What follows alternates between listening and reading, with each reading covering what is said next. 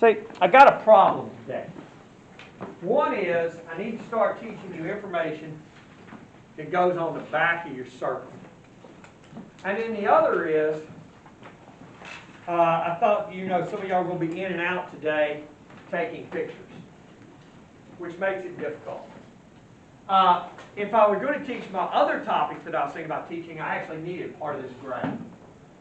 But we'll get there. All right.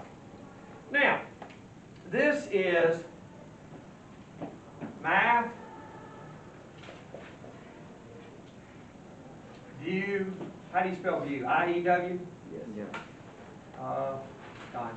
Now, the math view of Dante. It comes from a guy that never made higher than a C in English. Always made less than or equal to a C in every English class I took in college, high school. My senior English teacher in high school told my parents in a parent conference, your son will never graduate from high school because he'll never pass senior English. And my mom looked at me and said, do you really want to take English 5 times next year when you have to come back and repeat your senior year? Because that'll be the only class you need. Just take it 5 times. I bet if you take it 5 times, by the end of the day, you'll pass the test. Well, I decided I didn't want to take English 5 times. And I think the English teacher decided she really didn't want to see me in her class 5 times every day. So we compromised with a D. I started studying real hard, and she probably lowered her standards a little bit on Shakespeare, and I got a D. But the deal is Dante from a math view. In your class, okay, do y'all know what, have y'all read Inferno? Oh, how many of you read the Inferno? How many of you know it exists? Okay, y'all know Virgil is his guide, right? Okay, Virgil. Do y'all know why he picked Virgil? Anyone? Any guess? Because he had a small sin or something? Ma'am? Didn't he do something that wasn't a big deal? Actually, Virgil did something that was a big deal. He wrote the book, the Aeneid. I think that's what it's called. Remember, I'm a math teacher. But, okay, remember when you had the, who wrote the book about Troy and all of that, or gets credit for it? Homer. And Homer talks about what happens to the Greeks after the Battle of Troy. He talks about what happens to the Trojans after the Battle of Troy. Okay? And there's this guy, and he's the leader, and I don't know his name, it may be Aeneid, and I may not know the name of the book, but it's what, Virgil writes a story about him and how he travels around the Mediterranean and eventually founds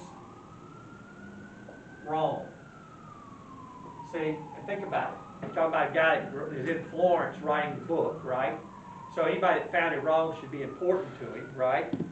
So he makes Virgil his guide because of what Virgil did. He wrote the book that, the Greeks guys wrote this one, and he wrote the one about what happened to the Trojans.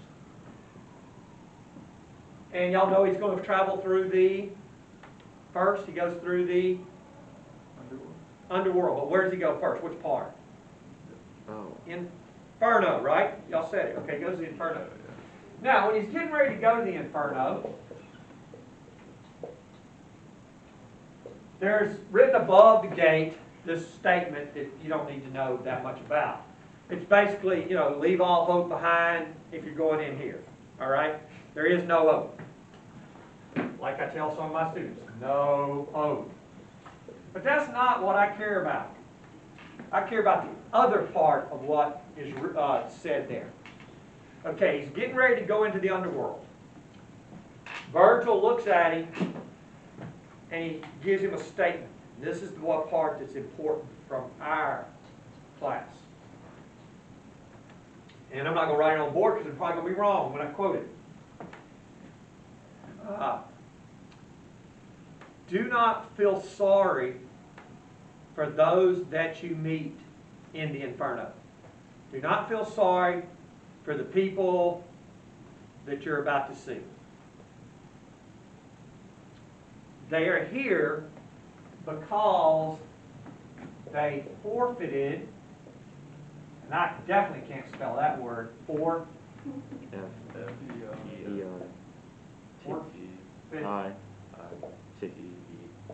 forfeited the good of intellect. This is the important statement about the Inferno. Don't like that, you know. Virgil looks at Dante and says, don't feel sorry for these folks, because here you will meet those that forfeited the good of intellect. So, what does that mean? Forfeited the good of intellect. Oh, come on, y'all got to say something today. They were bad people. Not necessarily. They weren't smart. Ooh, different thought there. Didn't say they weren't smart. They chose not to be smart. Yeah, they chose not to use their intellect. When you forfeit the game, you could have won the game, except you didn't even what? Play the game. Yeah. They gave up the good of intellect. So for the word forfeited, you could come up with the idea that they gave up the good of intellect. That is the reason many students will start to college thinking they're going to be MDs, engineers, lawyers, and they will just decide it's too much work. It's not that you didn't have brains, it's too much work. It might be okay. I mean, Dante was a writer, and he probably got, a little bit of hassle about writing. But please remember why people end up in the Inferno. It's not that they were bad. It's not that they didn't know better. It's what? Forfeited the good of intellect. You write that down. That's why people ended up in the Inferno. Yeah, you take notes on this, just like if you were in the English class. Because I'm teaching you stuff the English teachers don't teach you, because, come on, let's be real. Who cares? Now, you do have to leave all hope behind. And they forfeited the good of intellect. All right. I'm going to tell you some of my favorite stories from Dante. Do y'all know, okay, he had the Inferno, and then after the Inferno, he went to Purgatory.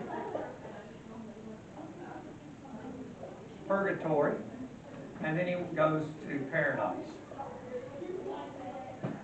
Okay, in Purgatory you still suffer. And in the Inferno you still suffer. I shouldn't say you, but people still suffer. But what's the difference between a person in the Inferno and a person in Purgatory? They have a chance to get out. Purgatory has the chance to get out. They actually have something.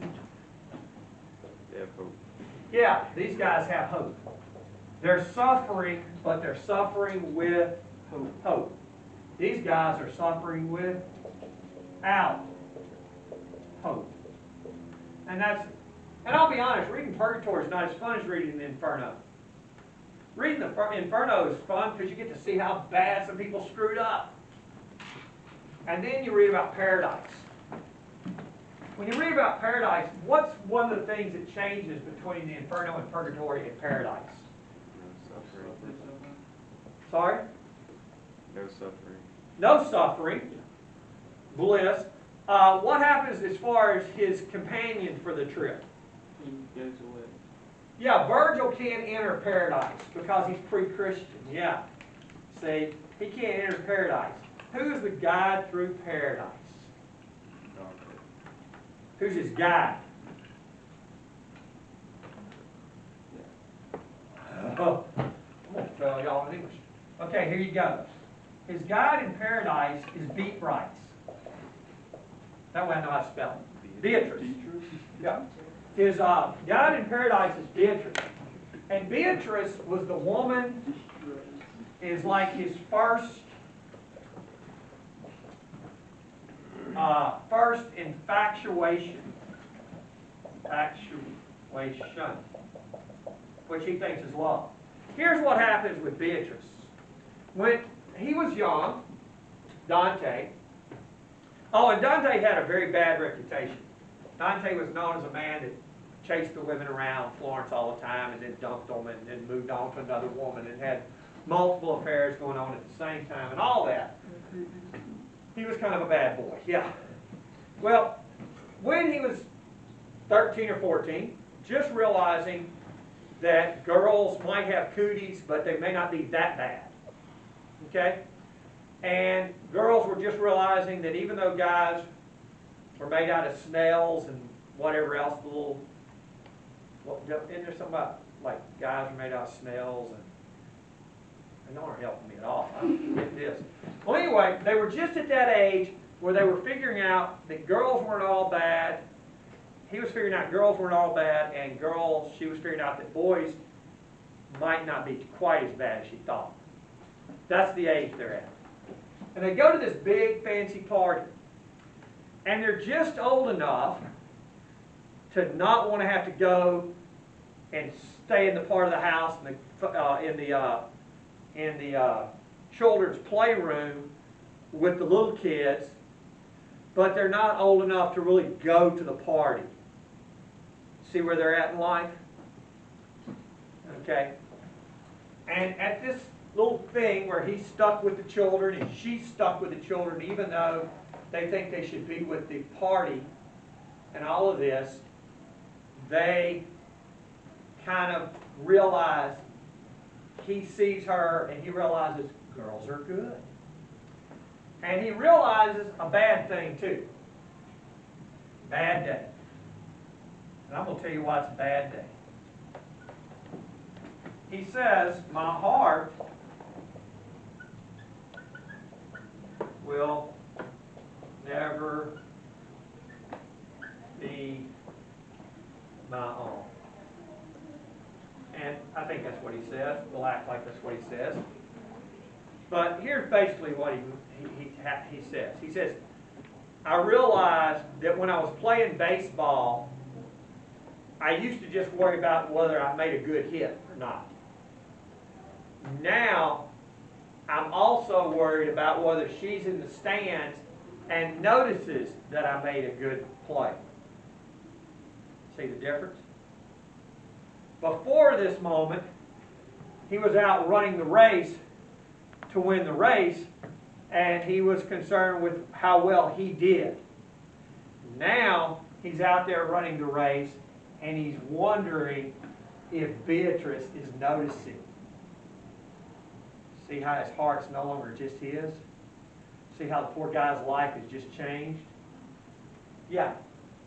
So in the sense, it's a good day because you realize that women are out there, but it's a bad day because all of a sudden you can't just think about what you want. You got to start thinking about the fact that women are out there. Is this making any impact in the brains? I feel like I'm talking to the back wall. I talked to Dante. I talked about Dante to the back wall.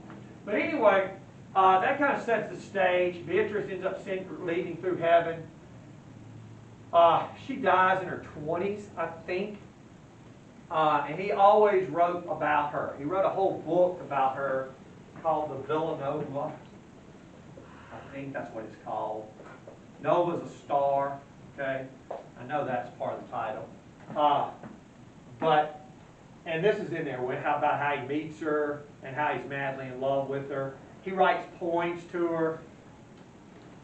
Okay, ladies, he's a bad boy. Let me tell you why. He writes all these poems about Beatrice. He has 7 children with his wife, and he never mentions her in a love poem.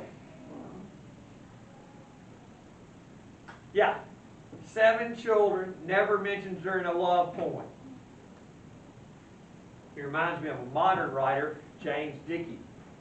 James Dickey was, he's a poet from the modern time, and he got in trouble because he was writing poems to his mistress and reading them, and his wife was in the audience. He didn't get in trouble because his wife argued. But anyway, here we go. So let's get back to my parts of Dante that I like. Let's talk about one of the people in the Inferno. So Dante's floating through the Inferno, looking around, and he's meeting people and talking to them about why they end up there. And as he's doing that, he sees a couple. And they're holding each other in their arms, and the woman is like right here looking at the guy's right here looking at her, and they are spending eternity having to stay about this far apart looking at each other.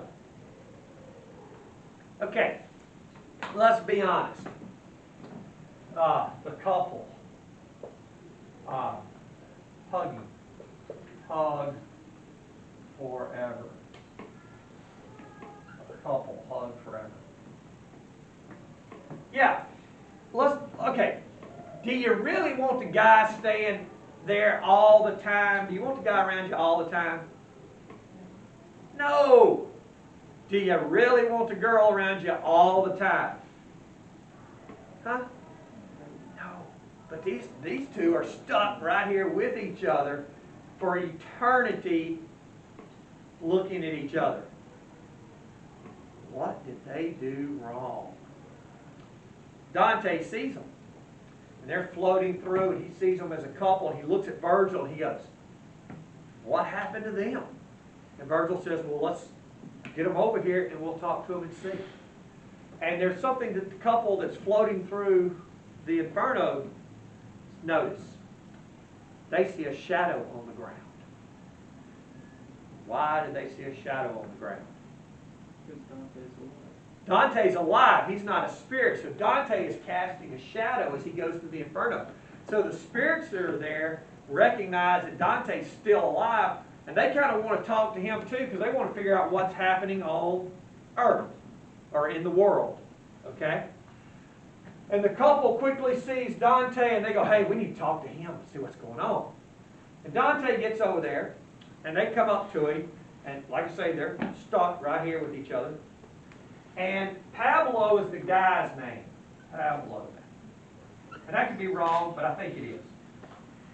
So we have the woman and Pablo. And I should know her name, but I don't.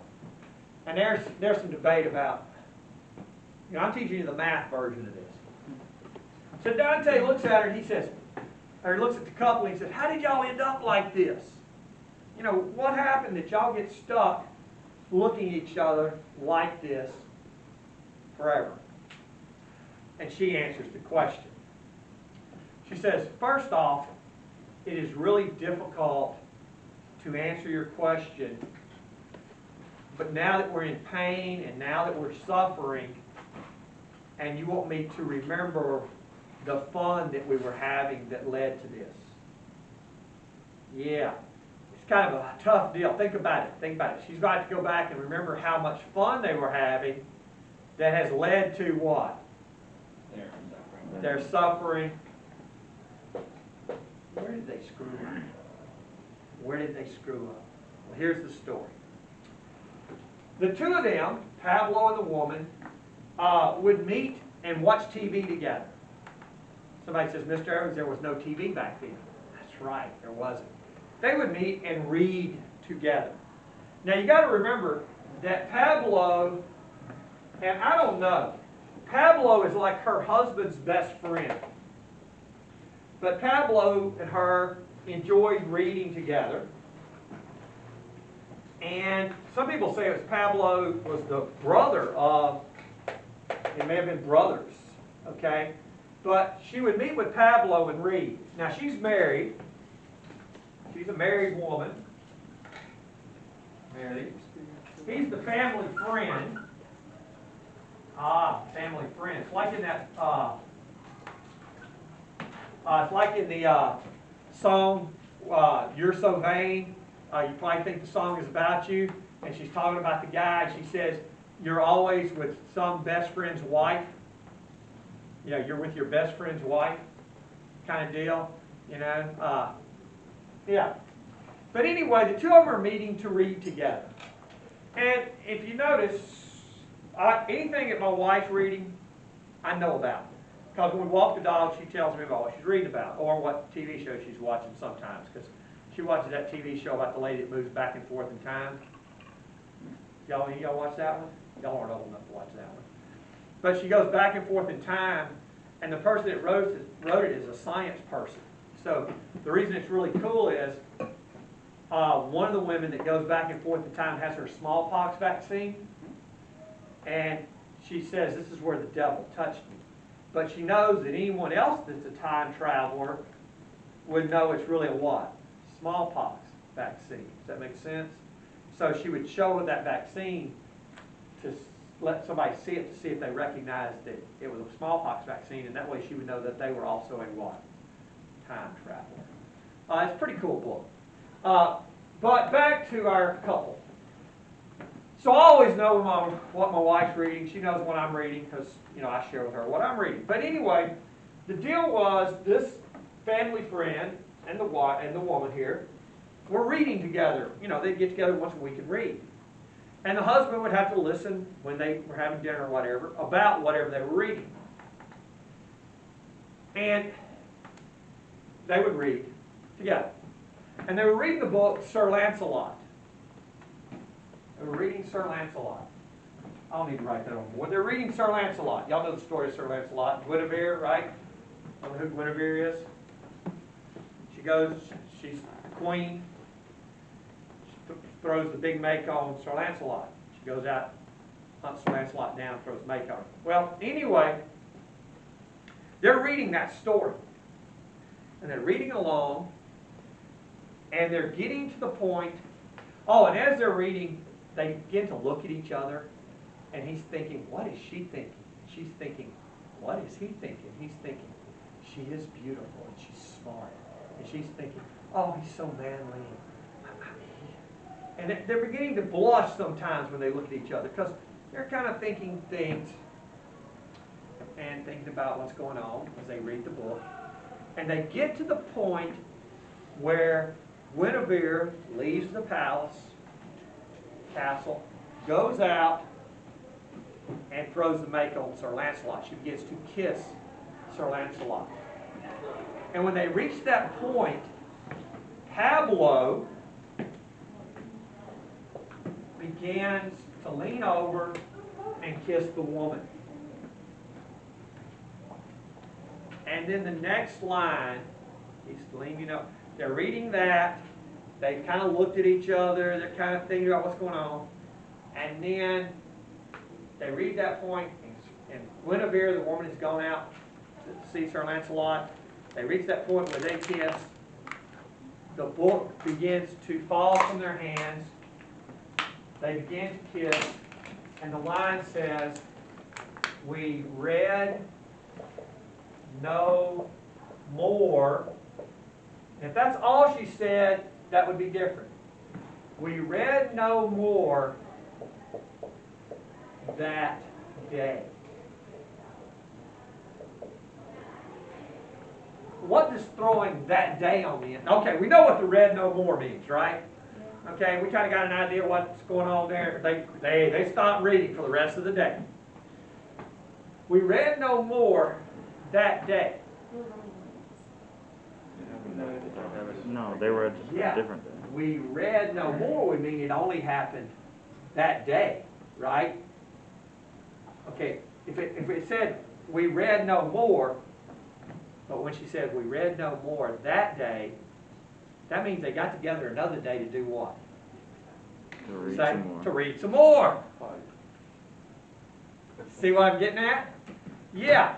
In other words, if she just said we read no more, okay, boom, we know what happened, and they quit reading. But she says, oh no, we read no more that day. Now, I got a question. Do you think they read as long the next time they were together? No. Probably not. And within a few weeks, do you think they were reading at all? They stopped. Yeah, they probably stopped reading. And her husband had a problem because he wasn't hearing about what they were reading anymore, because they weren't reading as much. Yeah. They were marking their page in the book, and used to they would read this much in a day, and now they're reading 3 pages. Okay? And the husband's not happy about that. He's wondering what's going on, because they're not reading as much, reading less every day, but they're still getting together to read. Now, he decides to see what's going on. So he sneaks into the big living room and hides behind the curtains. And he sits in there and watches to see if they're going to read. And they're reading.